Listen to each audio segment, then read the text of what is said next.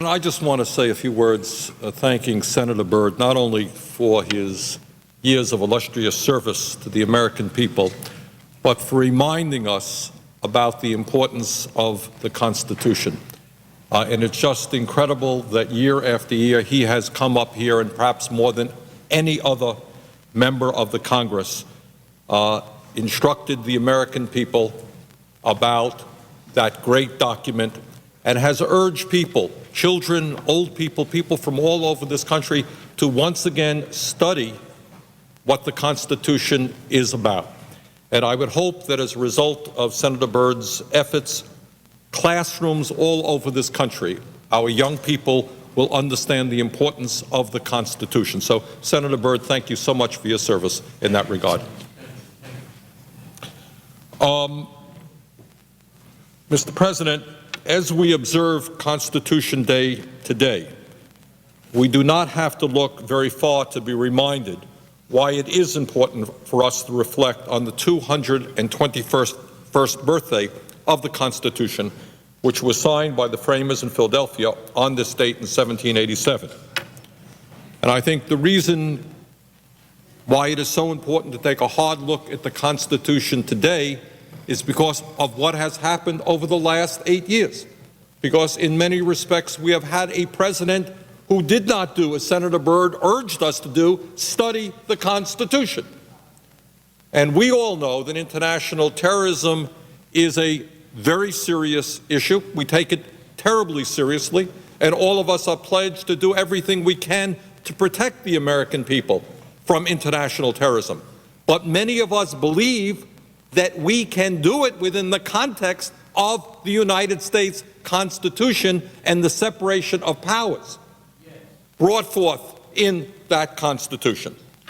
Unfortunately, Mr. President, over the last 8 years under the Bush administration, we have seen a tragic effort on the part of the executive branch to impose on the people of this country a vision of government where, instead of three co-equal branches of government as laid out by our Constitution, the executive, the legislative, and the judicial branches, we have moved toward one dominant branch, that of the executive, ruling under the theory of the unitary executive. And in my view, that is not what the Constitution of our great country is about, nor is it what the framers wanted it to be.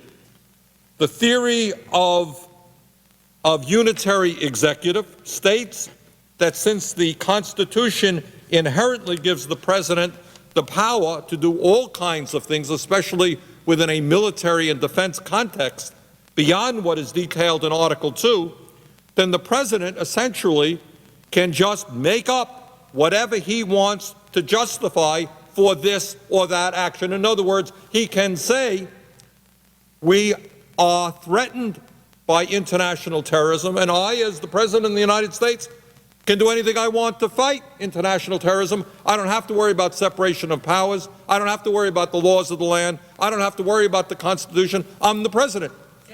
And in my judgment, I can do what I want. And I think the senator from West Virginia would agree with me that that is not what the Constitution of this country is about, and that unfortunately we have a president who does not understand that.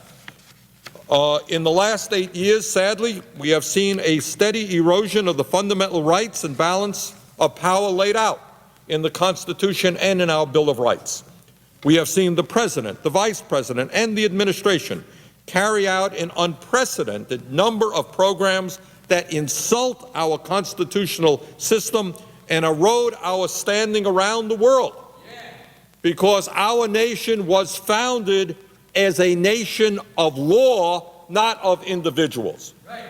And let me just list a few of the programs. And I don't want to go on for too long, but I want the American people to get a glimpse of what has in fact gone on in the last 8 years under a president who neither understands the Constitution or respects the Constitution. Let me just enumerate some of those provisions. Passage of the original Patriot Act and the Patriot Act reauthorization. illegal and expanded use of national security letters by the FBI, the NSA's warrantless wiretap program, using presidential signing statements to ignore the intent of Congress's laws. You have a president who says, well, it's an interesting law. I will pick and choose which of the provisions I want to implement. That's not what the Constitution says. If you don't like the law, veto it. But you cannot pick and choose. That is clearly not what the Constitution had in mind. Furthermore, we have seen profiling of citizens engaged in constitutionally protected free speech and peaceful assembly. My view is, if you're an American, you have a right to protest, you have a right to engage in political process without worrying that somebody is spying on you. We have seen in recent years data mining of personal records. We have seen, of course, the Arab Girab's prison scandal. We have seen a broad interpretation of congressional resolutions regarding use of military force as justification for unauthorized surveillance and other actions. We have seen extraordinary renditions of detainees to countries that allow torture. We have seen getting rid of the right of detainees to file habeas corpus petitions. We have seen the condoning of the use of torture. We have seen political firings of U.S. attorneys. We have seen destruction of CIA tapes. And the list goes on and on and on. But those are just some of the insults to the Constitution that we have seen over the last 8 years.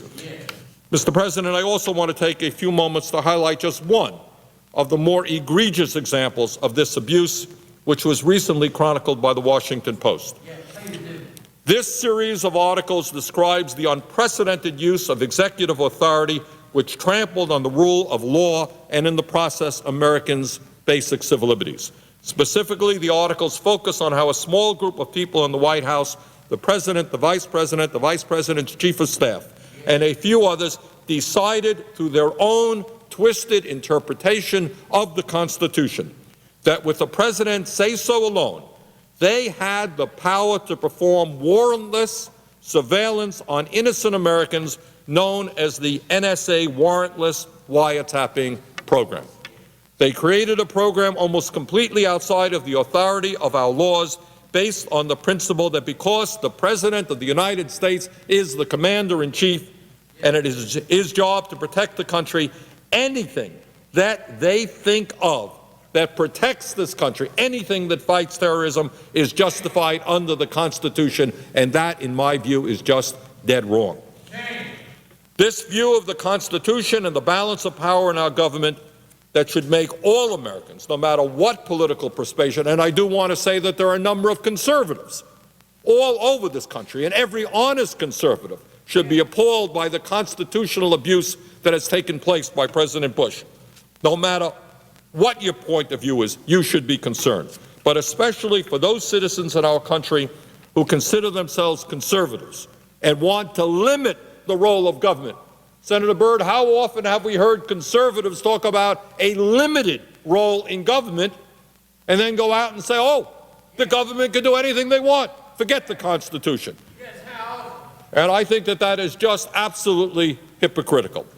Even more amazingly, when a few members of the Department of Justice, the top law enforcement agency of our country, of our government, including then Attorney General John Ashcroft, FBI Director Robert Mueller, and Acting Attorney General James Comey, who learned of the program and refused to renew the program unless it was redrafted to fall within the confines of U.S. surveillance law, the President and his aides attempted to completely bypass these critics and decide that the President and the President alone could decide what is lawful or unlawful. During a debate about who had the final word on the warrantless wiretapping program, the Washington Post quotes President Bush as saying, quote, "I decide what the law is for the executive branch," end of quote. Oh, watch out. Oh. I concur. The President does not decide the law. It is the people of this country, through the United States Congress, that decide the law, and the President, like every other American citizen, obeys the law. And when we lose that understanding, we lose what our Constitution was about. We lose the essence of what the United States of America is about. Thankfully, let's give credit where credit is due. By threatening their mass resignation, the top leaders of the Justice Department forced the President to revise his and the Vice President's legal justification for this wiretap program, making it only a bit less objectionable. While I am opposed to the wiretapping program in its current form due to the fact that it does not have an adequate check on the power to monitor the conversations of innocent Americans, I do respect, and I hope we all respect, those individuals at the Department of Justice who, during this time, in 2003 and 2004, stood up for the basic aspects of our legal system. Mr. President, I ask unanimous consent that copies of the 2 Washington Post articles written by Barton Gellman and published on September 14th and 15th of this year be included in the record at the conclusion of my remarks. Without objection. Mr. President, I am not the only person with these concerns about the balance of power between the branches of government. An August poll conducted by the Associated Press and the National Constitution Center found that, and I quote, 2/3 of Americans oppose altering the balance of power among the 3 branches of government to strengthen the presidency, even when they thought that doing so would improve the economy or national security, end of quote. Amen. This is not a partisan issue, Mr. President, no matter what administration, no matter what party. And I am quite confident that whether it is a Democratic president or a Republican president, Senator Byrd will be there raising exactly the same issues because he understands, and I hope that all of us understand, Mr. President, that the Constitution is far deeper than partisan politics or who happens to sit in the White House in this or that year. The secret creation of the warrantless wiretapping program outside the confines of the law is just one example of a number of the ways that the Constitution has been abused over the last 8 years. I just want to conclude by, again, congratulating Senator Byrd, because the work that he is doing here of trying to make sure that people from Maine to California study our Constitution, something that is not happening enough in our schools, that people understand the Constitution, understand that the Constitution has laid out an extraordinary framework from the first day of this country. And it's an extraordinary document, perhaps the greatest document ever written in the Western world, something we should be enormously proud of. And what we have got to do, regardless of our political views, is we have to stand and defend and fight for the integrity of that Constitution. So, Senator Byrd, thank you so much for what you have done in that regard to protect our constitutional rights. And with that, Mr. President, I would yield the floor and note the absence of a quorum. And thank you, Bernie Sanders. The clerk will call the roll. Mr. Akaka.